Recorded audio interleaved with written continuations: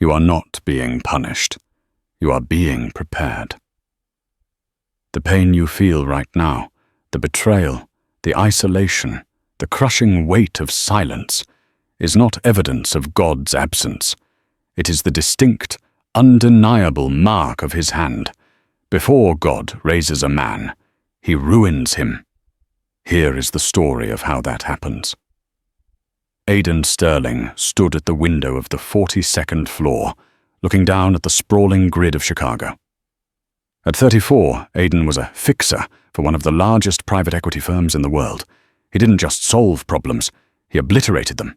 If a CEO was caught in a scandal, Aidan spun the narrative. If a merger was failing, Aidan twisted the arms. He was ruthless, efficient, and utterly convinced of his own invincibility. He adjusted his cufflinks, gold engraved with his initials, and turned back to the boardroom. Sitting at the head of the table was Caleb, his business partner and best friend since college. They were the dynamic duo. Aidan was the sword, Caleb was the shield. "It's done," Aidan said, sliding a thick file across the mahogany table. "The acquisition goes through at midnight. The board signed off. We just made history, Cal." Caleb didn't smile. He looked pale, his eyes darting to the glass door. "You're sure everything is clean, Aidan? The offshore accounts? The routing numbers?" "I'm the one who routed them," Aidan laughed, pouring himself a scotch. "Stop worrying. We are untouchable. By tomorrow morning, you and I will be the youngest senior partners in the firm's history." Aidan raised his glass. "To the top." Caleb hesitated, his hand shaking slightly as he reached for his own water glass. "To the plan." That night, Aidan went home to his penthouse. His fiancée, Sarah, was waiting. She was beautiful, ambitious, and loved the life Aidan provided. They had a dinner reservation at the most exclusive spot in the city to celebrate. But as Aidan opened the door, the air felt heavy. Sarah wasn't dressed for dinner. She was sitting on the edge of the velvet sofa, a suitcase packed by the door. "Sarah?" Aidan asked, his smile faltering. "What's this, a surprise trip?" She looked up, her eyes red. She didn't speak. She just pointed to the television. The news was muted, but the chyron screaming across the bottom was unmistakable. "Massive embezzlement scheme uncovered at Apex Equity. Aidan Sterling named primary suspect." "What is this?" Aidan whispered, the blood draining from his face. He grabbed the remote and unmuted it. "Sources confirm that Aidan Sterling, a junior executive, has been funneling millions into shell companies under his own name. The whistleblower, his partner Caleb Thorne, provided the FBI with digital ledgers this afternoon." The room spun. Caleb, the shaking hand, the pale face. "To the plan. Sarah," Aidan stammered, turning to her. "This is a lie. Caleb set me up. You know me. I fix things. I don't steal." Sarah stood up. She didn't look angry. She looked terrified of being associated with him. "They froze your assets an hour ago, Aidan. My cards were declined. The police are downstairs. You're leaving." Aidan felt a sharp pain in his chest, a physical blow. "Because of a news report. Sarah, we're getting married in 3 months."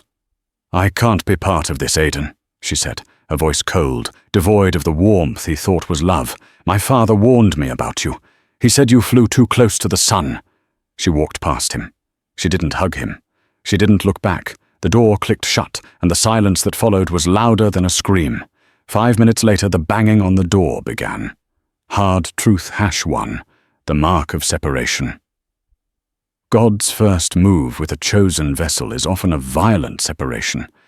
Aidan was stripped of his title, his wealth, his reputation, and his love in the span of 3 hours. He was arrested, booked, and though he made bail 3 days later, thanks to an old favor, he returned to a world that had erased him. He was fired. His friends blocked his number. The media painted him as the villain of the decade.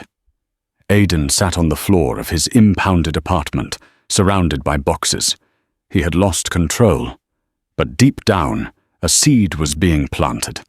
God had to separate Aidan from the things he identified as himself, his job, his money, his fiancée, so that Aidan could finally meet the man underneath the suit. He was no longer Aidan the fixer. He was just a man in the wreckage, and the descent had only just begun. 6 months later, Paul. The high-rise was a memory. Aidan was now living in a rusted, drafty A-frame cabin in the foothills of Montana. It was the only property the government couldn't seize because it was held in a complicate trust by his late grandfather. Aidan, the man who wore Italian silk, was now wearing flannel that smelled of wood smoke and stale coffee. His beard was unkempt. His eyes were hollow. He spent his days chopping wood, not for exercise, but because the electric heater was broken and he couldn't afford to fix it. Every swing of the axe was fueled by rage. Thwack! I didn't do it! Thwack! Why, Caleb? Thwack! Where are you, God? That was the worst part. Aidan had grown up in the church. He knew the verses. He knew the stories of Joseph and Job. But reading them in a pew and living them in the mud were two very different things. He prayed every night. He begged for vindication. He bargained. God, if you clear my name, I'll donate half my earnings. I'll go on missions. Just fix this. But the sky remained brass. Silence. Utter, terrifying silence. This is hard truth, #2. The mark of silence. When God marks you, he often stops speaking to your comfort, so he can speak to your character. He withdraws the sense of his presence to test the strength of your trust. One Tuesday, a storm rolled in. A heavy, wet snow that blanketed the valley. Aidan realized he was low on food. He climbed into his old truck, the engine sputtering as he navigated the treacherous dirt road towards the nearest town, 10 miles away. He was driving too fast, his mind consumed by a fantasy of strangling Caleb. He took a curve on the icy road and felt the rear tires break loose. "No, no, no!" Aidan yelled, wrestling the wheel. The truck spun, slid off the embankment, and slammed sideways into a massive oak tree. The glass shattered. The metal groaned. Aidan woke up upside down. Pain, white and hot, radiated from his right leg. He unbuckled and dragged himself out into the snow, gasping. His leg was broken, bent at a sickening angle. He lay there in the freezing slush, looking up at the grey sky. He couldn't move. No cell service. No one knew he was out here. "Really?" he screamed, his voice cracking. Is the bankruptcy not enough? Is the betrayal not enough? Now this? Are you trying to kill me? He lay there for what felt like hours, the cold seeping into his bones. The arrogance of the city was gone. The anger was fading into despair. He realized, for the first time in his life, he couldn't fix this. He couldn't talk his way out of a broken leg in a snowstorm. Just as his vision began to blur, he heard the crunch of tires. An old tow truck, painted a faded blue, rolled to a stop. A man stepped out. He looked to be in his 60s, wearing a grease-stained mechanic's jumpsuit and a hat that shadowed his eyes. He didn't rush. He walked with a limp, using a cane. The stranger knelt beside Aidan. He didn't ask, "Are you okay?" because the answer was obvious. "Looks like you've hit the bottom, son," the man said. His voice was gravel, but his eyes were startlingly clear. "Help me," Aidan whispered. "Please." "I'll help you," the man said, reaching out a hand that was rough like sandpaper. "But you're gonna have to stop fighting the slide. You only crash when you try to steer where you ain't got no traction." The man loaded Aidan into the truck with surprising strength. "I'm Arthur," the man said as he started the engine. "And you look like a man who's been wrestling with an angel." Arthur drove him not to a hospital, but to a small farmhouse clinic in the town of Blackwood. The doctor there set the leg, but told Aidan he'd be bedridden for weeks. With no money for a hotel and his cabin inaccessible in the snow, Aidan had nowhere to go. "You'll stay with me," Arthur said. It wasn't an offer. It was a command. For the next 3 weeks, Aidan was stuck on a floral couch in Arthur's small, cluttered living room. He was helpless. He had to ask for water. He had to ask for help to the bathroom. For a man whose identity was built on power and capability, This was hell. Hard truth #3, the mark of dependency. God will often break your physical or professional independence to force you into spiritual dependence. He renders you unable to stand, so you are forced to lean. Arthur wasn't a preacher, but he was wise in a way that unnerved Aidan. One evening, while whittling a piece of cedar by the fire, Arthur looked at Aidan. "You're angry at the wrong person, Aidan. Caleb ruined my life," Aidan snapped. "He stole everything." "Caleb just signed the papers," Arthur said calmly. "God signed the permit." Aidan stared at him. "What does that mean?" "It means," Arthur said, pointing the knife at him, "that nothing touches a chosen man unless it passes through the master's hands first. If you lost it, you didn't need it for where you're going. You're mourning a life that was killing you, boy. You were a shark in a suit. Now? Now you're just a broken man on a couch. And God can do a lot more with a broken man than he can with a shark." Aidan wanted to argue, but the words died in his throat. He looked at his broken leg, then at the fire. He realized he hadn't thought about money in 3 days. He had only thought about pain and survival. "Why is it so hard?" Aidan asked, his voice trembling. Arthur stopped whittling. "Because you're still full of yourself. You have to be emptied out, Aidan. And the only way to get the sour wine out of a wineskin is to turn it upside down and shake it." The weeks passed. The snow melted. Aidan's leg healed, but his heart was still in a cast.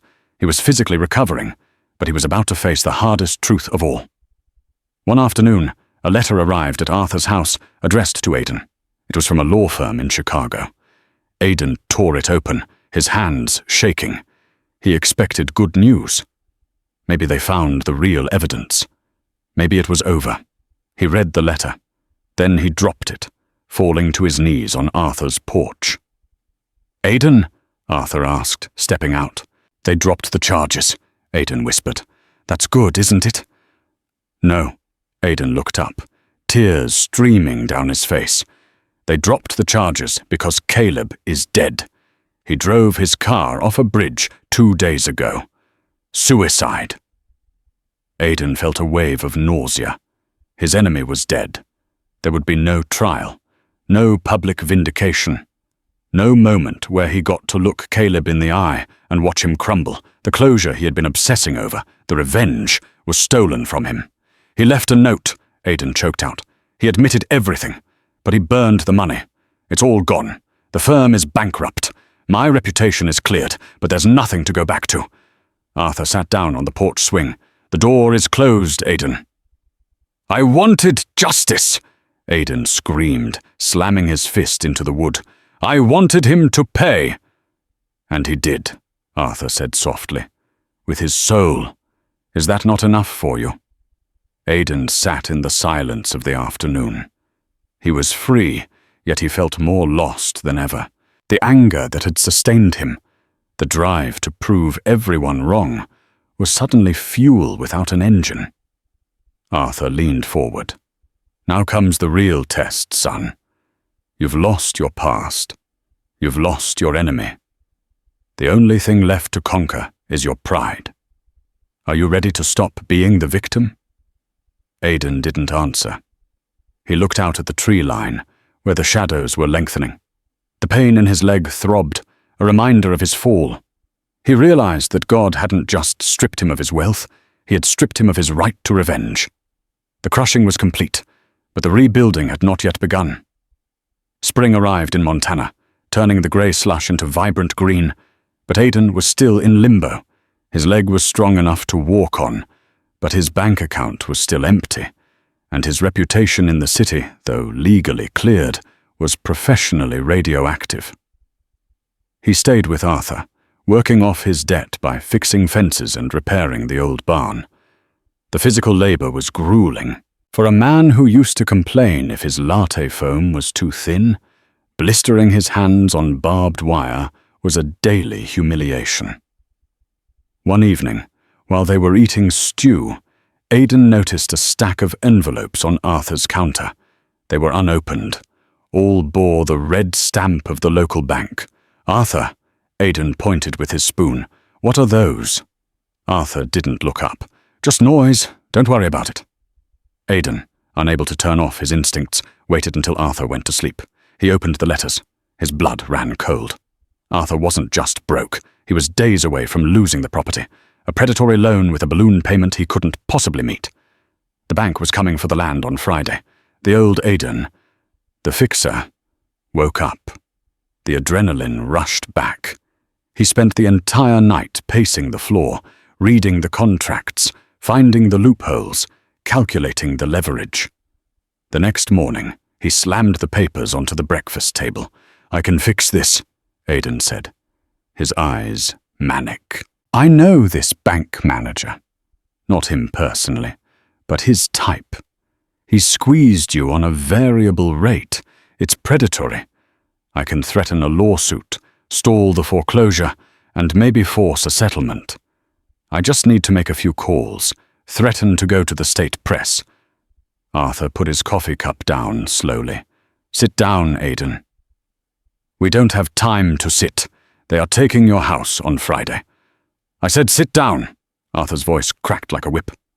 Aidan sat. "You're trying to play God again," Arthur said quietly. "You think your intellect is the savior of this house. You think because you know how to manipulate that you should." "I'm trying to save you," Aidan yelled. "No, you're trying to prove you still have power," Arthur countered. "Listen to me.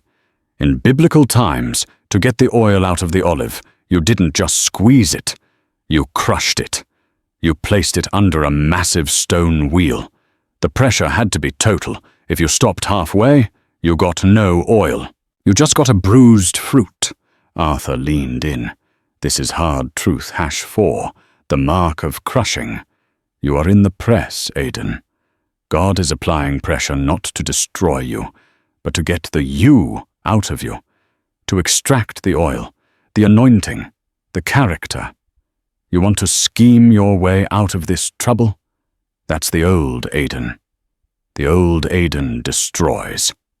"So we just let them take it?" Aidan asked, defeated. "No, we go to the bank, and we tell the truth. We ask for mercy, and we trust that if God wants me here, the bank can't move me. And if he wants me to move, a lawsuit won't make me stay." Aidan thought Arthur was insane. But on Thursday, he drove Arthur to the bank.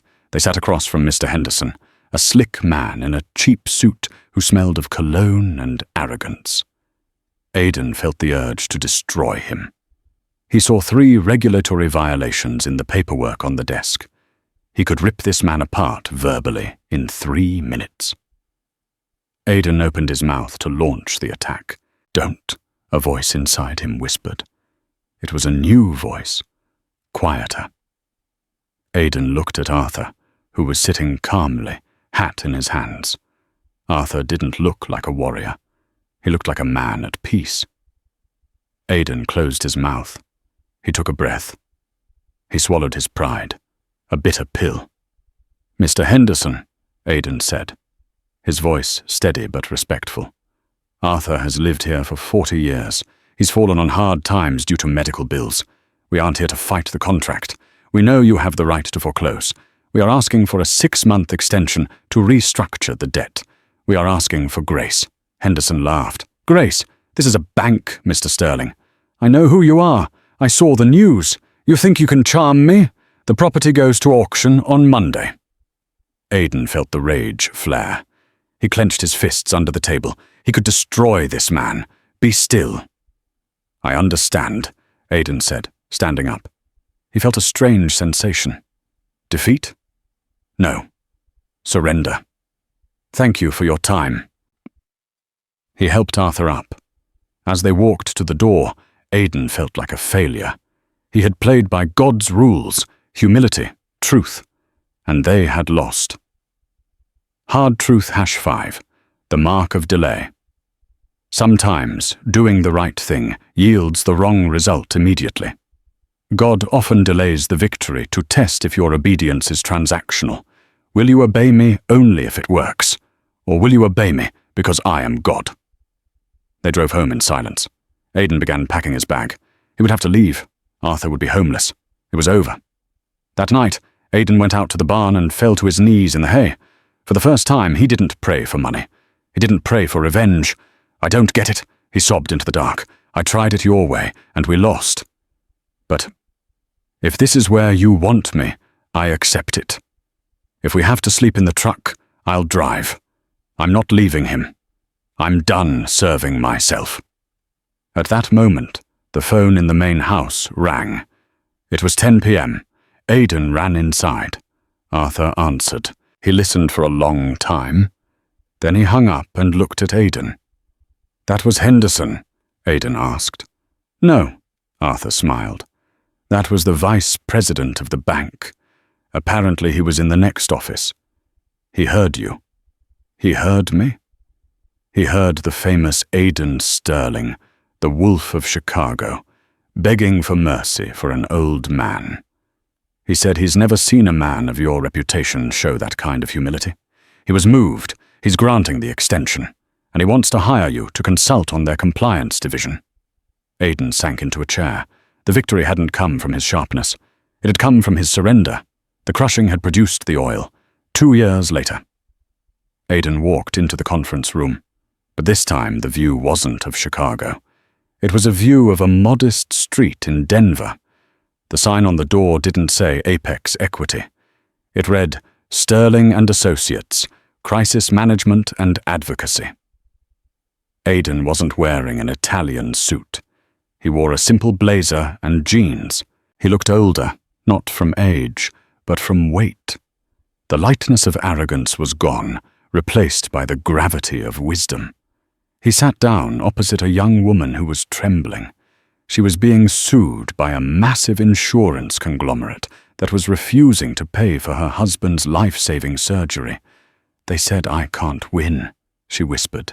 "They said they have a team of lawyers who will bury me." Aidan smiled. It wasn't the shark smile of his past. It was the warm, dangerous smile of a shepherd protecting a lamb. "They have lawyers," Aidan said, opening a file, "but they don't have the truth, and they don't have me." Aidan had spent the last 2 years rebuilding. He didn't return to the high-rise. He took the skills God had given him, strategy, negotiation, foresight, and submitted them to a new master. He became a champion for the crushed. He used the fixer skills to break the arms of the wicked, just as the Psalms described. But the final test was yet to come. His secretary buzzed in. "Aidan, there is a Sarah on line 1. The room went still. Aidan stared at the phone. He hadn't spoken to her since the night she left him in the hallway with his suitcase. He picked up. "Hello, Sarah." "Aidan." Her voice was silky, exactly as he remembered. "I saw the article about you in the Times, the Robin Hood of the Rockies. You're doing well." "I'm doing work that matters," he said simply. "I miss you, Aidan," she said. "I made a mistake. I panicked. But seeing you now, you're the man I always knew you could be. My father retired. There's a seat on the board of his company. It's yours if you want it. And I'm yours if you want me. We could be a power couple again, better than before." The offer hung in the air. Everything the old Aidan wanted. The prestige, the girl, the vindication. He could go back to the top, but this time as the hero. Aidan looked out the window. He thought of Arthur, who had passed away peacefully last winter. He thought of the cold nights in the cabin. He thought of the crushing. "Sarah," Aidan said gently, "the man you knew is dead. He died in a snowstorm in Montana." "What are you talking about? You're right there." "No," Aidan said. "This is someone else, and the life you're offering, it's too small for me now." "Too small? It's millions of dollars, Aidan." "I know," Aidan said, and he meant it, "but it costs too much. Goodbye, Sarah." He hung up the phone. He felt no regret, only a profound sense of freedom. This brings us to hard truth #6, the mark of authority. True spiritual authority isn't taken, it is entrusted. God could not trust the old Aidan with power because Aidan used power to feed his ego. But now, God could trust Aidan with a sword because Aidan knew who the king was. When God marks a man, He wounds his ability to walk alone so that he must walk with God. He silences his pride so he can hear wisdom. He crushes his plans so he can receive a purpose. Aidan turned back to the weeping woman across the desk. He didn't see a client. He saw a person God had sent. "Now," Aidan said, picking up his pen, "let's get to work. I know exactly how these guys think, and we are going to make them regret the day they decided to pick a fight with the helpless." Aidan Sterling was back, but he wasn't fixing the world for himself anymore. He was fixing it for the kingdom. He was no longer the golden statue with clay feet. He was a vessel of iron, forged in the fire, holding the oil of gladness for the broken-hearted. The pain was not the end. The pain was the passport.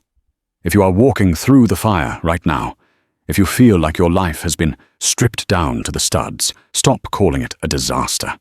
Call it a construction site. Aidan's story teaches us that God's no is often a not yet, and his go away is actually a come closer. 1. Separation removes your idols. 2. Silence tests your faith. 3. Dependency kills your pride. 4. Crushing releases your purpose. 5. Delay purifies your motives. 6. Authority is the reward for endurance.